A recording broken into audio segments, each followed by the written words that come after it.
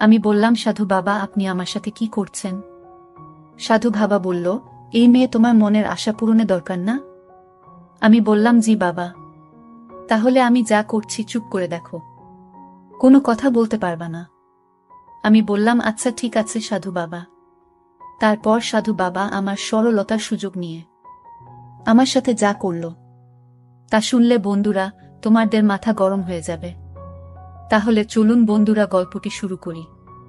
তবে গল্পটি শুরু করার পূর্বে তোমাদের নিকট আমার বিশেষ অনুরোধ, তোমরা অবশ্যই আমার চ্যানেলটি সাবস্ক্রাইব করে আমাকে সাপোর্ট করবা। হ্যালো বন্ধুরা, আমি আসমা আক্তার রুমকি। আমার ডাক নাম রুমকি, সবাই আমাকে রুমকি বলে ডাকে। বন্ধুরা, আজকে তোমাদের সামনে আমি যে গল্পটি বলবো সেটি আমার বাস্তব জীবনের গল্প। হয়তো তোমরা অনেকেই বিশ্বাস করবে না, কিন্তু এটাই সত্য। কিছু কিছু ঘটনা আছে যা অসম্ভব, তারপরেও পৃথিবীতে এরকম ধরনের ঘটনা ঘটে। অনেক সময় আমাদের সমাজে এমন কিছু ঘটনা ঘটে যা মানুষের চিন্তাধারার বাহিরে। বন্ধুরা, আমার গ্রামের বাড়ি নেত্রকোনা জেলায়।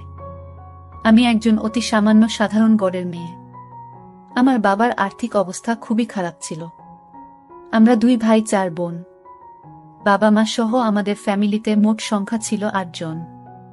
আমার বাবা রিক্সা চালিয়ে যে টাকা আয় করত তাতে আমাদের সংসার চলত না।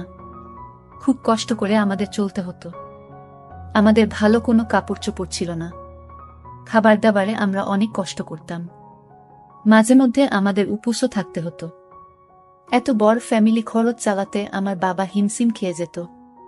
বন্ধুরা, তারপর আমার গ্রামের এক মুরব্বি, আমার বাবার বন্ধু, আমার বাবাকে পরামর্শ দিল, সবুজ মিয়া, তোমার তো ছেলে মেয়ে বড় হয়ে গেছে, তোমার তো এত কষ্ট করতে হয় না। তুমি যদি ছেলে মেয়েদেরকে নিয়ে ঢাকায় চলে যাও, ছেলে মেয়েদেরকে গার্মেন্টসে চাকরিতে ঢুকিয়ে দাও, তাহলে তোমার প্রতি মাসে 60 থেকে 70 হাজার টাকা ইনকাম হবে। তুমি শুধু শুধু এখানে পড়ে থেকে কেন কষ্ট করছো? আর তোমার ছেলে মেয়েদের কি ভবিষ্যৎ নেই? তাছাড়া তোমার মেয়েরা বড় হয়ে যাচ্ছে, তাদেরকে বিয়ে দিতে হবে না। আর এইখানে তোমার যে ইনকাম তাতে তো তোমার মেয়েদেরকে বিয়ে দিতে পারবে না। তুমি ছেলে মেয়েদেরকে নিয়ে ঢাকায় চলে যাও, দেখবা আল্লাহ তোমাকে অনেক দিবে। তারপর আমার বাবার বন্ধুর লিয়াকত চাচার কথা অনুযায়ী আমার বাবা আমাদের সকলকে নিয়ে ঢাকার গাজীপুরে চলে আসেন। আমরা সকলেই গাজীপুরে চলে আসি। গাজীপুরে এসে আমরা একটি বাসা ভাড়া নিই। অবশ্যই বাসা আমাদের এক আত্মীয়ের মাধ্যমে আগেই ভাড়া করা হয়েছিল। আমাদের অনেক আত্মীয় স্বজন আছে সেখানে। গাজীপুরে এসে আমার বাবা আমাদের ভাই বোন সবাইকে গার্মেন্টসের চাকরিতে জয়েন করিয়ে দেয়। আমরাও নিয়মিত চাকরি করতে থাকি।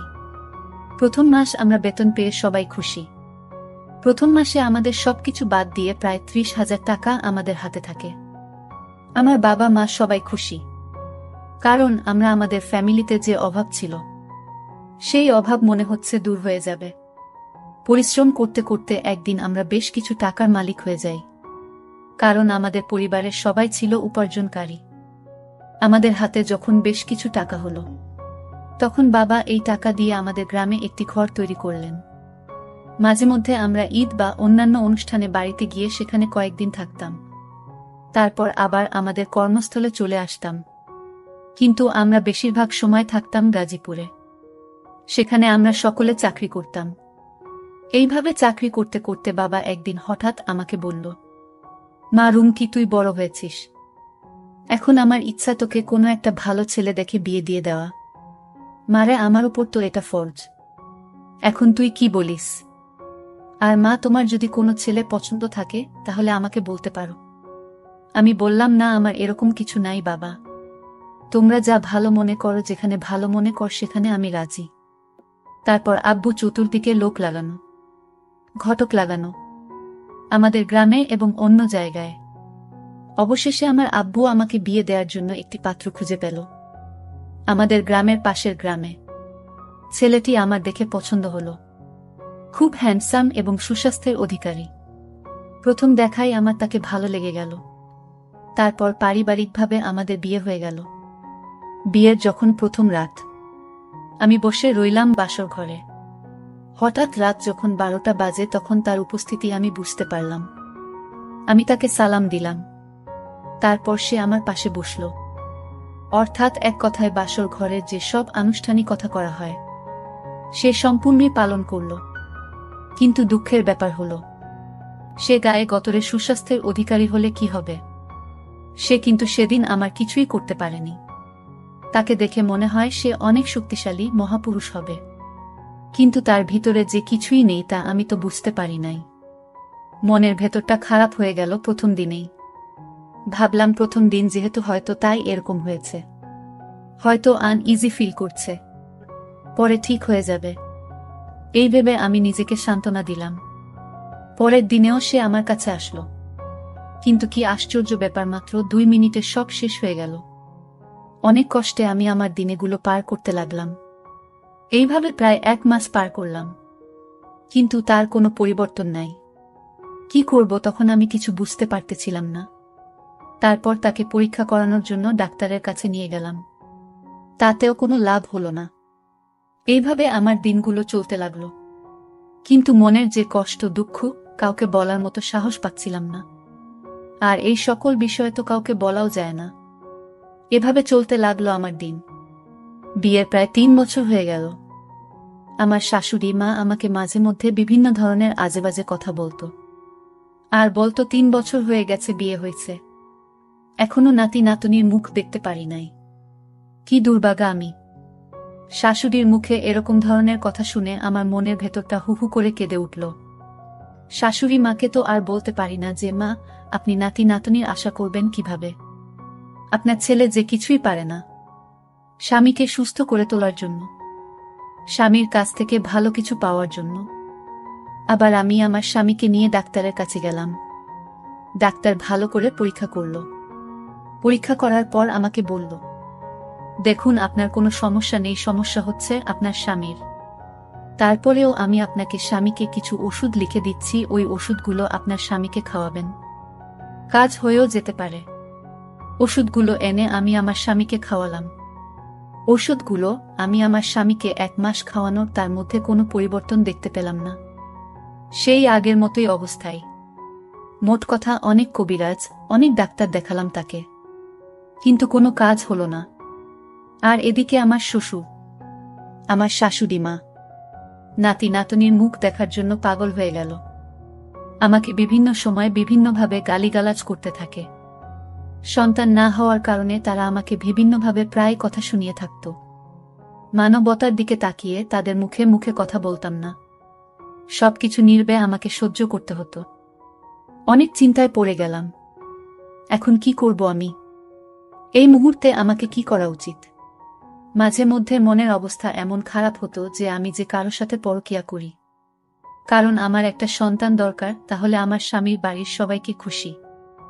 মন খারাপ করে বসে রইলাম। ঠিক এই মুহূর্তেই পাশের বাড়ির এক চাচি আমাকে বলল, কি রে রুমকি, শুনেছি তোর নাকি 3 বছর হয়েছে বিয়ে হয়েছে, কিন্তু তোর তো কোনো বাচ্চা কাচ্চা হয়নি। তাহলে এক কাজ করো, অমুক গ্রামে এক সাধু বাবার আস্তানা, মানুষ বলে সে নাকি অনেক বড় সাধু, শুনেছি সে নাকি অনেক ভালো চিকিৎসা করে। রুমকি, তোর যদি আমার কথা বিশ্বাস না হয় তাহলে আমাদের গ্রামের মিনার মার কাছে জিজ্ঞাসা করে দেখিস। তারও বাচ্চা হতো না, তারপরও বাচ্চা হতো না। তারপর সে সাধু বাবার কাছে গেলে সাধু বাবা কি জানি কি দিছে, তারপর তার বাচ্চা হয়েছে। সে এখন 4 সন্তানের জননী। আমার মনে হয় রুমকি, সেখানে গেলে তোর উপকার হবে। চাচিমার কথা শুনে মনে অনেক সাহস পেলাম। মনে মনে স্থির করলাম, কাউকে নিব না, আমি একাই যাব সাধু বাবার কাছে। যে করেই হোক, যেভাবেই হোক, আমার একটি সন্তান প্রয়োজন। সন্তানের জন্য আমার মনের ভেতরটা হাহাকার করছে।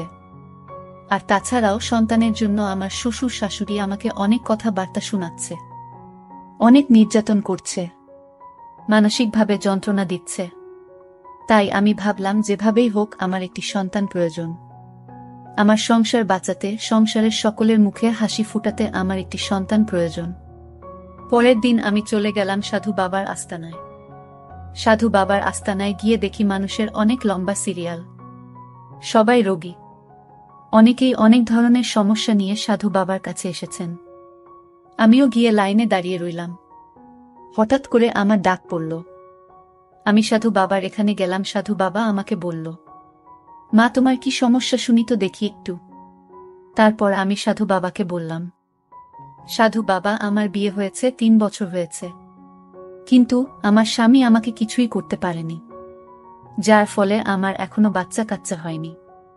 এখন আমার শাশুড়ি মা আমাকে খুব বাজেভাবে কথা বলে, আমার সাথে খুব বাজে আচরণ করে। বাবা আপনি কি পারবেন এমন কিছু দিয়ে আমাকে একটি বাচ্চা দিতে? আমার একটি সন্তানের খুবই প্রয়োজন। তারপর সাধু বাবা আমাকে বলল, মা দেখো, বাচ্চা দেওয়া এবং নেওয়ার মালিক আল্লাহ, আমি বরঞ্চ একটু চেষ্টা করে দেখতে পারি। সাধু বাবা কিছুক্ষণ অপেক্ষা করে আমার দিকে কি যেন পড়ে আমাকে একটি ফু দিল। ফু দেওয়ার পর সাধু বাবা হঠাৎ করে আমাকে বলতে লাগলো, মা তুমি একটি কাজ করতে পারবে, তাহলে হয়তোবা তোমার বাচ্চা হওয়ার সম্ভাবনা আছে। তবে মা কাজটি যে অনেক কঠিন, অনেকেই পারে না। আমি বললাম, সাধু বাবা যত কঠিন কাজই হোক, আমাকে ওই কাজটি পারতে হবে, যেভাবেই হোক আমাকে কাজটি করতে হবে, কারণ আমার একটি সন্তান প্রয়োজন। পৃথিবীতে আমার এবং আমার স্বামীর কোনো কিছুর অভাব নেই, কিন্তু অভাব শুধু একটি সন্তানের। তারপর সাধু বাবা বলল, মারে তুমি সব জায়গায় যেহেতু ব্যর্থ হয়েছ, তোমার কোনো কিছুতেই কাজ হচ্ছে না, তোমার স্বামী তোমার সাথে কোনো কিছুই করতে পারছে না, সেই দুঃখ সেই কষ্ট তুমি কাউকে বলতে পারছো না, সেক্ষেত্রে তোমাকে আমার সাথে একটি কাজ করতে হবে। বুঝতেই পারছো কাজটি কি? তবে আমি এতটুকু বিশ্বাস করি যে যদি তুমি কাজটি করো, তাহলে আমি আশাবাদী তোমার মনের আশা পূর্ণ হবে, কারণ এর আগেও আমি তোমার মতো আরও অনেক মহিলার মনের আশে এভাবেই পূর্ণ করেছি। তারা সবাই এখন 3 থেকে 4 সন্তানের জননী। আশা করি তোমার মনের আশা পূর্ণ হবে। তবে মা, তোমাকে আমি ফ্রি মনে করে কথাগুলো বলেছি। তোমাদের মতো মহিলাদের মনের দুঃখ বোঝার জন্য আমি এই রাস্তায় বসেছি, তোমাদেরকে খুশি করাই আমার কাজ। এখন তুমি যদি আমার প্রস্তাবে রাজি থাকো, তাহলে আগামী শুক্রবার আমি একটা জায়গার কথা বলছি, ওইখানে চলে আসবা। তারপর আমি সাধু বাবাকে বললাম, সাধু বাবা এটা কিভাবে সম্ভব? আমার তো স্বামী আছে, আর তাছাড়াও আমি এরকম কাজ কখনো করি নাই। সাধু বাবা বলল, রুমকি, তোমার কোনো সমস্যা নেই, তোমার সকল প্রকার গোপনীয়তা আমি রক্ষা করব। তুমি যদি তোমার মনে আশা পূর্ণ করতে চাও, তাহলে অবশ্যই তোমাকে এই কাজটা করতে হবে। তোমার যদি ইচ্ছা না থাকে তাহলে চলে যাও, আর যদি মনে করো যে না, আমার দরকার, আমার প্রয়োজন, তাহলে তুমি আগামী শুক্রবার ওইখানে চলে আসবা। যদি রাজি থাকো তাহলে আমাকে বলে দাও, আমি তোমার জন্য সকল প্রকার ব্যবস্থা করে রাখব। সাধু বাবার কথা শুনে আমার মাথা ঘুরে গেল। মনে মনে ভাবলাম, এখন কি করি? আর আমারও তো প্রয়োজন। অনেক চিন্তা ভাবনা করে আমার প্রয়োজনের কথা ভেবে আর ওইদিকে শাশুড়ি মার তীক্ষ্ণ কথাগুলো মনে মনে ভাবতে লাগলাম। অবশেষে ভাবলাম, সাধু বাবা যেহেতু বলেছে যে গোপনীয়তা রক্ষা করা হবে, তাহলে আর সমস্যা কি? আমার যদি কাজ হয় তাহলেই হলো। অবশেষে সাধু বাবার কথায় আমি রাজি হয়ে গেলাম। তারপর সাধু বাবা আমাকে বলল, তাহলে তুমি আগামী শুক্রবারে, আমি একটা জায়গার কথা বলে দিচ্ছি, ওইখানে চলে আসবা। আমি সকল প্রকার ব্যবস্থা করে রাখব। আশা করি তোমার মনের আশা পূর্ণ হবে। তারপর শুক্রবারে নিজেকে অন্যরকম ভাবে তৈরি করলাম। একেবারে সাজুগুজু করে নিজেকে ভরিয়ে ফেললাম এবং পরিষ্কার পরিচ্ছন্ন হয়ে আমি আমার স্বামীকে বললাম, আমি আমার বাপের বাড়িতে যাচ্ছি আজকের রাতটা থেকে, আগামী কালকে চলে আসব। আমার স্বামী বলল, আচ্ছা ঠিক আছে, যাও। তারপর বাপের বাড়ির কথা বলে আমি চলে গেলাম সাধু বাবার কাছে। সাধু বাবা আমায় পেয়ে অনেক খুশি। গিয়ে দেখি সাধু বাবা আমার জন্য তার নিজের রুমটা অনেক সুন্দর করে সাজিয়ে রেখেছে, মনে হচ্ছে নতুন কিছু হবে। তারপর সাধু বাবা যা করার তাই করল। সাধু বাবার কাজ অনুযায়ী আমি বুঝতে পারলাম হয়তো খুব শীঘ্রই আমার মনে আশা পূর্ণ হবে। সেদিন কাজ করে সকালে আমি চলে আসলাম। তারপর আমি অপেক্ষা করতে থাকলাম আমার মনের আশা পূরণের জন্য। অবশেষে 3 মাস পর আমি বুঝতে পারলাম আমার মনের আশা পূর্ণ হতে যাচ্ছে। সে আমার খুব খুশি লাগছিল। খুশির অতিশয্যায় আমি সাধু বাবার জন্য মিষ্টি নিয়ে গেলাম এবং সাধু বাবাকে খাইয়ে দিলাম। সাধু বাবা মিষ্টি খেয়ে অনেক খুশি হলো। তারপর সাধু বাবা আমাকে বলল, এরপর তোমার যদি আরও লাগে তাহলে আমার কাছে চলে আসবা। আমি বললাম, ঠিক আছে সাধু বাবা। এইভাবে এক এক করে 3 সন্তানের জননী হলাম। পরিশেষে বন্ধুরা, আমি একটি কথাই বলবো, এই জগতের সন্তানের খবর একমাত্র মা জানে। আর সম্মানিত শাশুড়িদেরকে বলবো, আপনারা যে এত নাতি নাতনির মুখ দেখতে চান, সবার আগে ভেবে দেখবেন কার সমস্যা।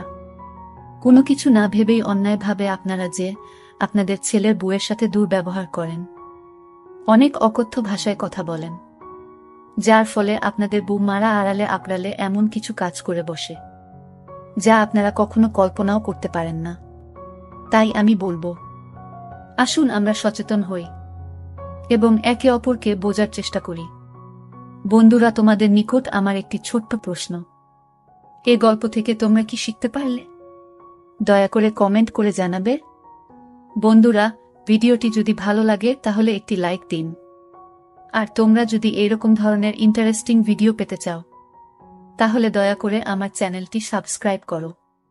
পরিশেষে তোমাদের সকলের সুস্বাস্থ্য কামনা করি।